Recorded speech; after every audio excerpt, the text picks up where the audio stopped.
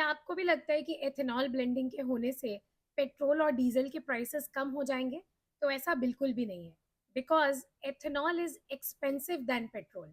जब global markets में crude का प्राइस $70 पर बैरल होता है, तो यही ऑयल इंडियन रिफाइनरीज में 53 से 55 रुपीस पर लीटर पड़ता है। लेकिन जो एथेनॉल सरकार इसमें ब्लेंड करने के लिए बोल रही है, उसका कॉस्ट 72 रुपीस पर लीटर तक चला जाता है। एथेनॉल की एनर्जी डेंसिटी काफी कम होती है, इसलिए जब आप अपनी कार में E20 फ्यूल डलवाते हैं, तो आपका माइलेज लगभग 7% से गिर जाता है। मतलब प्रोडक्शन कॉस्ट भी ज्यादा और माइलेज भी कम। सो ऑन पेपर ये नुकसान का सौदा है, लेकिन इंडियन गवर्नमेंट इसको बहुत ज्यादा पुश कर रही है। आइए समझते हैं क्यों। इसका जवाब फाइनेंशियल बैलेंस शीट पे नहीं, बल्कि जियोपॉलिटिक्स के मैप पर मिलेगा। इंडिया अपनी 88.5% क्रूड ऑयल बाहर से इंपोर्ट करता है। सो हमारी पूरी economy foreign countries, choke points और मिडिल ईस्ट के हालात पे डिपेंडेंट है। लेकिन एथेनॉल गेम बदल सकता है, क्योंकि इसका रॉ मटेरियल इंडिया में ही उगाया जाता है और इंडिया में ही इसका प्राइस फिक्स किया जाता है। इसके अलावा बात आती है फॉरेन एक्सचेंज की। जब हम ऑयल बाहर से खरीदते हैं,